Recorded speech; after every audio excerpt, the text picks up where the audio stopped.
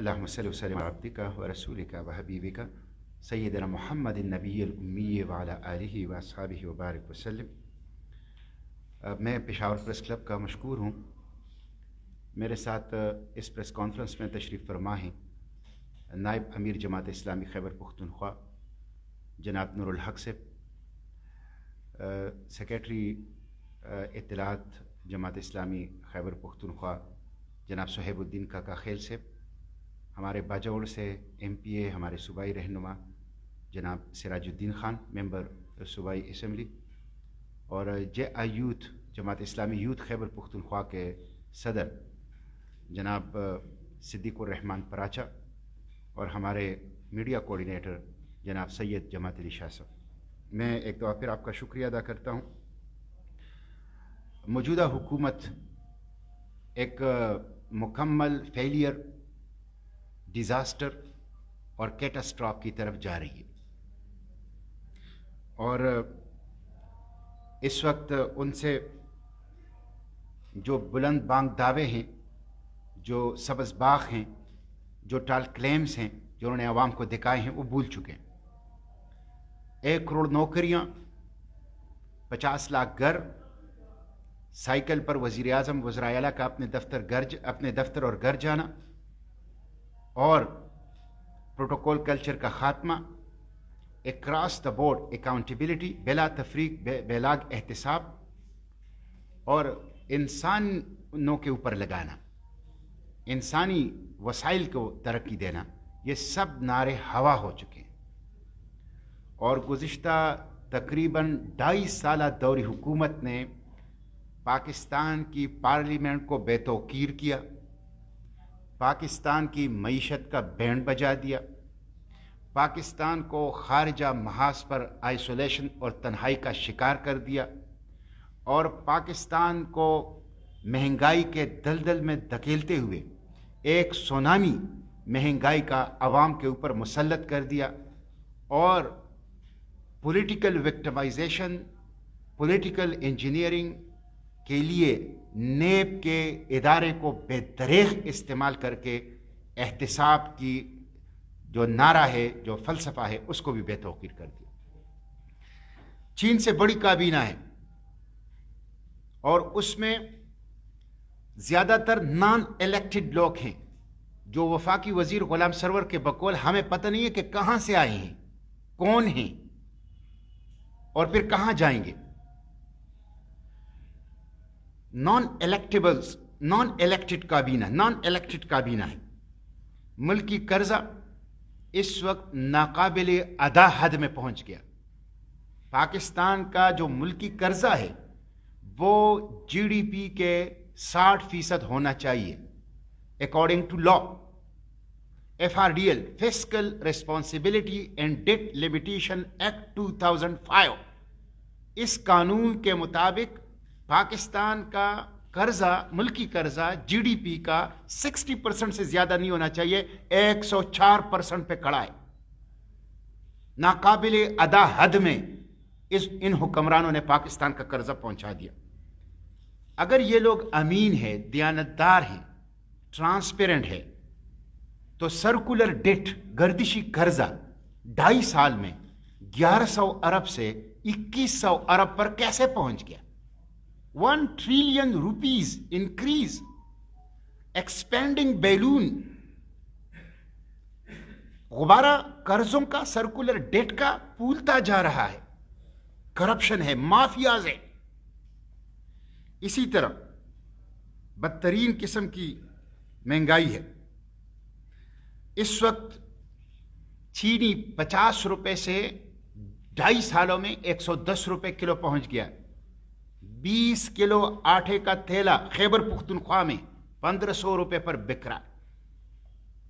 مرغی کا گوشت 200 روپے کلو، اور انڈے 190 روپے درجن، اور اسی طرح بجلی، گیس کے بل ہیں۔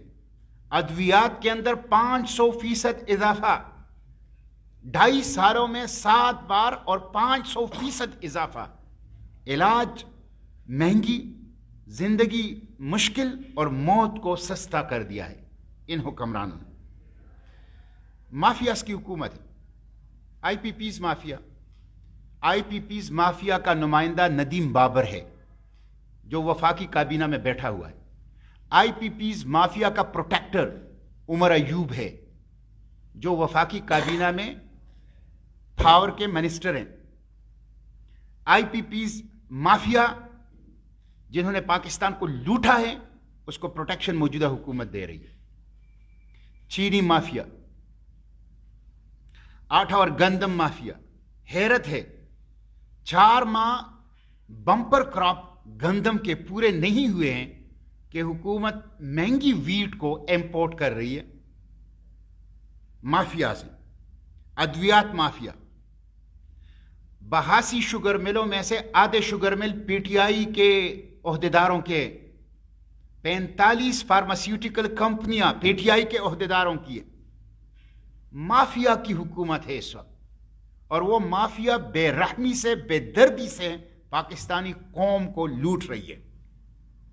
मुल्क की आजादी आईएमएफ के हवाले, आईएमएफ का सेल बैठा हुआ है फॉरेन फाइनेंस मिनिस्ट्री में, और वो यूटिलिटी स्टोर से, वो बिजली से, वो गैस से सब्सिडी खत्म करने के लिए आर्म ट्विस्टिंग हुकूमत की कर रही है। पार्लियामेंट को सरनगू कर दिया, पार्लियामेंट को एफएटीएफ का गुलाम बना दिया और पार्लियामेंट को बेतौकीर कर दिया। तो गुलामी है। अमन अमान की सूरत हाल यह है कि 11 बच्चे रोजाना उनकी इस्मत दरी हो रही है, उन कत्ल हो रहे हैं, और पब्लिक हैंगिंग वजीर आजम साहब कह रहे मैं इसलिए नहीं कर सकता कि अमेरिका और यूरोप नाराज हो जाए। बदतरीन सूरत हाल है अमन अमान की। बेरोजगारी, यह रोजगार दुश्मन हुकूमत है। कल पाकिस्तान टेलीविजन के 749 मुलाजिमीन को फारिग कर दिया गया। मैं पाकिस्तान टेलीविजन के उन 749 मुलाजिमीन की फरागत की मजम्मत करता हूं, उन मुलाजिमीन के साथ इज़ारी यकजहती करता हूं। पीटीवी के उन मुलाजिमीन के लिए आज मैंने मोशन जमा की है सेनेट के अंदर, और पीटीवी के उन मुलाजिमीन और बाकी सरकारी मुलाजिमीन, खा वो LHVs हैं, LHWs हैं, खा वो क्लर्क्स हैं, और खा वो बाकी सरकारी मुलाजिमीन हैं, इस वक्त शदीद परेशानी की कैफियत में मेरी पार्टी उनके साथ खड़ी है, और हम उनके लिए स्ट्रीट्स में और सेनेट में और पार्लियामेंट के फ्लोर पर आवाज उठाएंगे। तो ये मुलाजिमत दुश्मन, एक रोजगार दुश्मन एक पार्टी है, एक हुकूमत है। फिर ये जो हुकूमत है, जो सिंध का वाकया हुआ है, फ्रीडम ऑफ एक्सप्रेशन, ये आर्टिकल 19 कॉन्स्टिट्यूशन गारंटी करता है। Freedom of association article 17 guarantee करता है कॉन्स्टिट्यूशन का। पॉलिटिकल पार्टीज का, समाजी तंजीमों का हक है कि वो एक्टिविटी करें। लेकिन सिंध का जो वाकया हुआ, आईजी सिंध को 2 बजे अगवा करना, AIG additional inspector general Sindh को 2 बजे अगवा करना और गन पॉइंट पर उनसे दस्तखत लेना, यह एक अफसोसनाक और शर्मनाक वाकया है। और इससे पूरी सिंध पुलिस एम्बेरसमेंट में चली गई, एक शौक में चली गई है। और हमारी पुलिस ने, वो सिंध पुलिस है या बाकी सूबों की पुलिस है, उन्होंने दहशतगर्दी के खिलाफ जंग में बेइंतहा कुर्बानियां दी हैं। अफसोस की बात यह है कि वो आईजीपी जो पूरे सिंध की सिक्योरिटी का जिम्मेदार है, उसे अगवा किया जाता है, उसके एआईजी को अगवा किया जाता है, गन पॉइंट पे उससे दस्तखत लिए जाते हैं। ये कौन है? मैं आईजी सिंध और सिंध पुलिस की इस इकदाम की मुकम्मल हिमायत करता हूं कि वो आईजी से लेकर एसएचओ तक सब छुट्टी पर चले गए। बिल्कुल दुरुस्त इकदाम किया है। इन हालात में पूरी पाकिस्तान की पुलिस फोर्स डिमोरलाइज हो गई है। पूरी पाकिस्तान की पुलिस फोर्स शॉक में है। पूरे पाकिस्तान की पुलिस फोर्स की ह्यूमिलेशन हुई है। ان کی توہین ہوئی ہے. سندھ پولیس کا یہ اقدام مبنی برحق ہے. آرمی چیف نے اس کا نوٹس لیا ہے اور سب کو پتا ہے کہ سیکٹر کمانڈر نے کام کیا ہے. میں سندھ پولیس سے کہتا ہوں, پاکستان کی پولیس سے کہتا ہوں کہ انہوں نے چھٹی پر جانے کی اپنی اس کیمپین کو 10 دن کے لیے ڈیفر کیا ہے, کینسل نہیں کیا ہے. جب تک اس واقعے کے جو ذمہ دار ہیں ان کے نام سامنے نہ آئے, قانون کے مطابق ان کو لاجیکل کنکلوژن تک, اینڈ تک نہ پہنچائے, سندھ پولیس سے میں ریکویسٹ کروں گا کہ وہ ڈٹے رہیں. سویلین اداروں کی آزادی اور قانون اور دستور کے مطابق ملک چلانے کے لیے ہمارے سول اداروں کو قانون کے مطابق اپنے موقف کے اوپر ڈٹے رہنا چاہیے. یہ بڑی افسوسناک صورتحال ہے اور ملک میں اس کا مطلب یہ ہے کہ اسٹیٹ ود ان اسٹیٹ ہے. ایک ریاست کے اندر ایک ایسی ریاست ہے جو اباؤ دلا ہے, قانون سے بالا تر ہے. تو اس واقعے کی ہم مذمت کرتے ہیں اور سندھ پولیس کے ساتھ ہم اظہاری یکجہتی کرتے ہیں.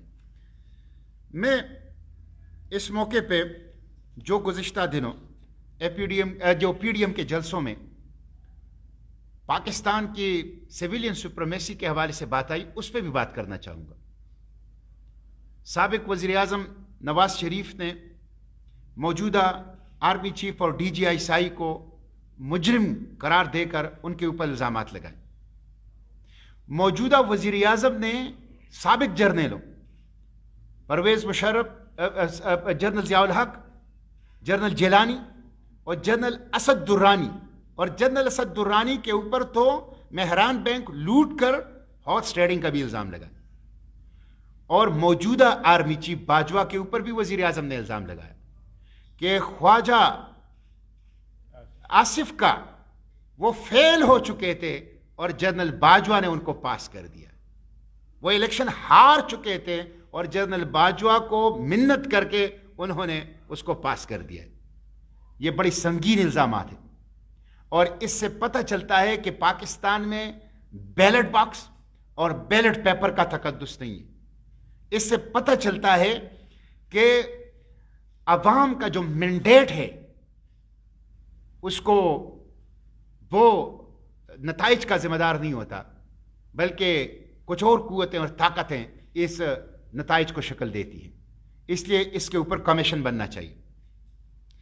وزیر اعظم عمران خان, سلیکٹڈ وزیر اعظم عمران خان نے جو جنرل باجوہ کے حوالے سے, خواجہ آصف کے حوالے سے, سابقہ جرنیلوں اور مہران بینک لوٹنے کے حوالے سے, سابق وزیر اعظم نے جو موجودہ جرنیلوں کے حوالے سے, ایک دفعہ دودھ کا دودھ اور پانی کا پانی کرنا چاہیے.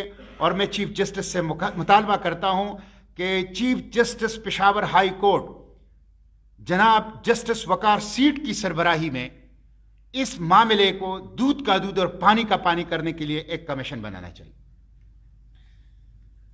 میں اس موقع پہ یہ بھی عرض کروں گا کہ ہم اس موجودہ حکومت سے نجات چاہتے ہیں اور اس موجودہ نااہل, سلیکٹڈ, مسلط شدہ عوام دشمن حکومت سے نجات, جو کہ ایک لائبلٹی بن چکی ہے, وقت کی ضرورت ہے اور وقت کی آواز ہے.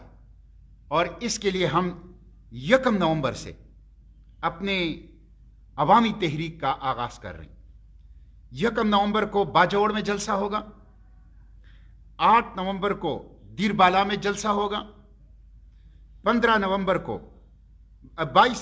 نومبر کو سوات میں جلسہ ہوگا, 22 نومبر کو بنیر میں جلسہ ہوگا اور 29 نومبر کو دیرپائی میں جلسہ ہوگا. میں دوبارہ بتا دیتا ہوں, 1 نومبر کو باجوڑ میں جلسہ ہوگا اور 8 نومبر کو بنیر میں جلسہ ہوگا اور 15 نومبر کو دیر بالا میں جلسہ ہوگا, 22 نومبر کو سوات میں جلسہ ہوگا اور 29 نومبر کو دیر پائی میں جلسہ ہوگا. اور دیر پائی کے جلسے میں آئندہ جلسوں کا شیڈول پھر دیا جائے گا. یہ ہر ضلع کے اندر جلسے ہوں گے، ڈویژن کی سطح پہ ہوں گے، صوبوں کی سطح پہ ہوں گے، اور ہم اس حکومت کو گھیریں گے جس نے عوام کی چیخیں نکال دی ہیں، جس نے پاکستان کے عوام کو تکلیف دی ہے اور پاکستان کے مستقبل کو تاریک کر دیا ہے۔ ہماری یہ جو حکومت کے خلاف تحریک ہے، اس کا 3 نکاتی ایجنڈا ہے۔ اس نااہل سلیکٹڈ عوام دشمن حکومت کو گھر بیچنے کے لیے اس لیے ہم بھیج رہے ہیں کہ انہوں نے مہنگائی، بے روزگاری اور بدامنی گزشتہ 2.5 سالوں میں پاکستان کے اوپر مسلط کر دیا۔ یہ مہنگائی کے خلاف احتجاج ہے، یہ بے روزگاری کے خلاف احتجاج ہے، یہ بدامنی کے خلاف احتجاج ہے، اور یہ اس حکومت کے، اس سلیکٹڈ نااہل نالائق مافیا کی حکومت کے خلاف احتجاج ہے جس نے عوام کے اوپر مہنگائی کو، بدامنی کو اور بے روزگاری کو مسلط کر دیا۔ دوسرا نقطہ، عقیدہ ختم نبوت، ناموس رسالت اور شاعر اسلام گزشتہ 2.5 سالوں میں مستقل چھیڑ چھاڑ اس کے ساتھ جاری ہے، یہ اس کے تحفظ کے لیے۔ تیسرا، ہمارے صوبے کی آئینی اور مالیاتی حقوق، 500 ارب روپے بجلی کا خالص منافع، ہماری کیس کی رائلٹی، ہماری اضافی پانی کا مسئلہ، ہماری تمباکو کا مسئلہ، ہماری NFC کے اندر شیئر، یہ ہماری صوبے کی آئینی اور مالیاتی حقوق ہیں، اور ہماری لوکل گورنمنٹ سسٹم اور الیکشن وہ نہیں دیے جا رہے۔ تو ہماری صوبے کی آئینی اور مالیاتی حقوق کے لیے ہم اس کیمپین کو لانچ کر رہے ہیں، جس میں نیٹ ہائیڈل پروفٹ ہے، جس میں NFC ہے، جس میں ہماری گیس رائلٹی ہے، جس میں ہمارے ٹوبیکو کا ایشو ہے، اور جس میں ہماری لوکل گورنمنٹ جو کہ عوام کی ضرورت ہے، کانسٹیٹیوشنل رائٹ ہے پبلک کی اور فرض ہے حکومت کا، وہ بھاگ گئی ہے۔ اس لوکل گورنمنٹ الیکشن کو انشور کرنے کے لیے انشاءاللہ ہم اس تحریک کا آغاز کر رہے ہیں، اور 1 نومبر کو باجوڑ میں، 8 نومبر کو بنیر میں، اور 15 نومبر کو دیروالا میں، 22 نومبر کو سوات میں، اور 29 نومبر کو دیرپائی میں انشاءاللہ جلسہ ہوگا۔ میں اس موقع پہ یہ بھی کہنا چاہتا ہوں کہ پاکستان کا مستقبل یہ civilian supremacy, parliamentary democracy, across the board accountability اور پارلیمنٹ کی ساورنٹی کے اندر ہے، اور ہم اس کے علاوہ کسی چیز کو تسلیم نہیں کریں گے۔ اکراس دا بورڈ اکاؤنٹیبلٹی ہونی چاہیے، اور اکراس دا بورڈ اکاؤنٹیبلٹی کا مطلب یہ ہے کہ ججز، جرنیل، سیاستدان اور ملک کے ہر طبقے کی بے لاگ اور بلا تفریق احتساب کیا جائے۔ اس کے بغیر کرپشن کے کینسر کو ختم نہیں کیا جا سکتا۔ نیب کو یک طرفہ احتساب، پولیٹیکل وکٹمائزیشن کے بجائے بے لاگ احتساب، بلا تفریق احتساب، جس میں سیاستدان بھی سر محل کا حساب دیں، جس میں سیاستدان بھی لندن فلیٹس کا حساب دیں، جس میں سیاستدان کے جو کرپشن کے واقعات پاکستان سے پاناما تک ہیں، پاکستان سے پاناما تک کرپشن کا حساب دیں، لیکن جس میں اسد درانی، جنرل اسد درانی بھی مہران بینک کا حساب دیں، جس میں پرویز مشرف بھی قوم کی بیٹیوں کو فروخت کرنے، کانسٹیٹیوشن کو توڑنے اور اربوں ڈالر جو اس کے اکاؤنٹ میں پڑے ہیں اس کا حساب دیں، اور جس میں عاصم سلیم باجوہ بھی اپنی $30 ملین کی پاپا جونز کا حساب دیں۔ ایسا بلا تفریق احتساب جماعت اسلامی وہ چاہتی ہے۔ ہم سمجھتے ہیں کہ موجودہ حکومت اور سابقہ حکومتوں میں کوئی فرق نہیں۔ پیپلز پارٹی، مسلم لیگ اور PTI 3 پارٹیاں نہیں ہیں، یہ دراصل ایک ہی پارٹی ہے، اشرافیہ کی پارٹی، بدماشیہ کی پارٹی، سلیکٹرز کی سلیکشن کے لیے دوڑ دھوپ کرنے والی پارٹی، اور ان کی IMF کے حوالے سے، پروٹوکول کلچر اور کرپشن کے حوالے سے، مہنگائی کے حوالے سے، ملک کو غلام اور اس کی آزادی کو گروی رکھنے کے حوالے سے ایک جیسا ریکارڈ ہے۔ ان کی لیڈرشپ ایک، ان کی اسٹریٹجی ایک، ان کی ماضی ایک، ان کی حکمت عملی ایک، ان کی پالیسیاں ایک۔ یہ ایک ہی اشرافیہ، بدماشیہ जिन्होंने पाकिस्तान को दुख दिए हैं, दर्द दिए हैं, उसी तबके पर मुश्तमिल हैं। इसलिए हम अपने प्लेटफॉर्म से इस जदोजहद का जो मैंने अर्ज किया इसको आगे बढ़ा रहे हैं, और हम किसी खानदान को रिलीफ देने के लिए कंधा फराहम नहीं करेंगे, किसी फैमिली आउटफिट्स और इंटरप्राइजेस को कौम के ऊपर मुसल्लत करने के लिए उसको कंधा फराहम नहीं करेंगे। इसलिए इस एजेंडे के साथ हमने अपनी तहरीक का आगाज़ कर दिया है और इंशाल्लाह इसको लॉजिकल कंक्लूजन तक पहुंचाएंगे। बहुत शुक्रिया।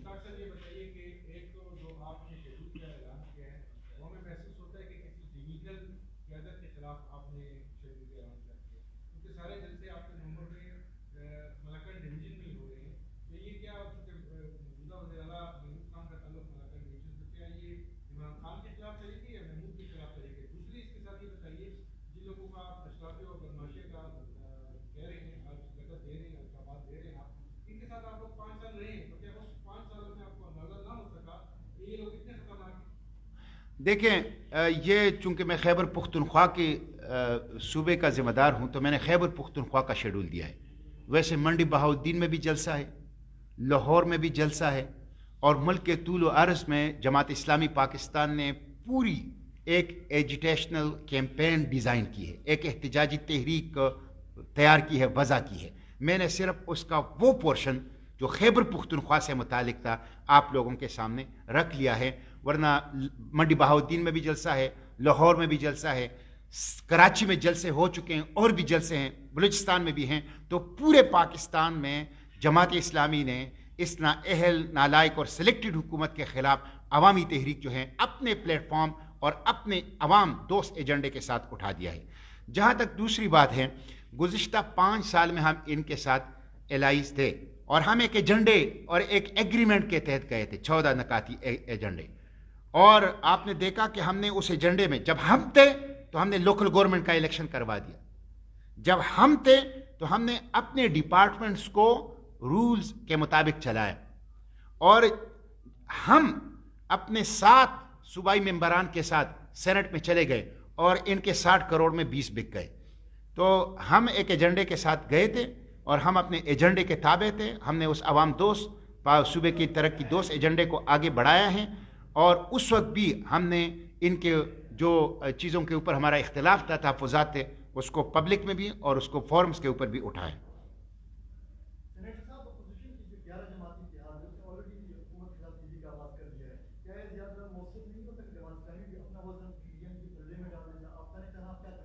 देखें, जो पीडीएम है उनके जो जलसे हैं ये उनका कॉन्स्टिट्यूशनल राइट है और ये जमहूरियत का हुस्न है। पीडीएम के जलसे होने चाहिए, हुकूमत को उसमें कोई रुकावट नहीं डालनी चाहिए, लेकिन जमात इस्लामी पीडीएम के जलसों में शरीक नहीं होगी। जमात इस्लामी ने अपना पूरा कैंपेन, मुल्कीर कैंपेन, एहतजाजी कैंपेन हुकूमत के खिलाफ डिजाइन किया है। हम अपने एजेंडे के साथ जाएंगे, इसलिए शरीक नहीं हो रहे कि हम समझते हैं कि ये तीनों एक पार्टी है, इनकी पॉलिसियां एक हैं। अगर पीडीएम ये चाहती है कि जमात इस्लामी उनके साथ इस एहतजाजी तहरीक में शरीक हों, तो हमारे साथ बैठें और ऐलान करें कि हम IMF के पास नहीं जाएंगे, हम वर्ल्ड बैंक के पास नहीं जाएंगे, हम पनामा का, सरे महल का, लंदन फ्लेट्स का बेलाग एहतसाब करेंगे, हम पाकिस्तान में सिविलियन सुप्रीमेसी और पार्लियामेंट्री डेमोक्रेसी उसको इंश्योर करेंगे, हम महंगाई को ख़त्म करेंगे, प्रोटोकॉल कल्चर को ख़त्म करेंगे, हम तालीम और सेहत के ऊपर लगाएंगे, और हमने माजी में हिमालय के पहाड़ जैसे जराइम किए हैं, गलतियां की हैं, उस पर कौम से माफ़ी मांगते हैं। वो आए, इस बात का ऐलान करें, उसके बाद उनके साथ बैठ के बात हो सकती है। लेकिन हम ये चाहते हैं कि जो तके हुए चोर हैं उनको हटाकर ताज़ा दम आजमाए हुए और पिटे हुए उनको दोबारा लाना ये अक्लमंदी नहीं है। इसलिए जमात इस्लामी अपनी इंटरनल डेमोक्रेसी, अपनी खिदमत के ज़बरदस्त नेटवर्क और अपनी ट्रांसपेरेंट माजी के साथ अपने एजेंडा, जो कि पाकिस्तान की तरक्की का एजेंडा है, अवाम की तरक्की का एजेंडा है, उसी एजेंडे के साथ अपने प्लेटफॉर्म पर अवाम के पास जा रही। Thank you.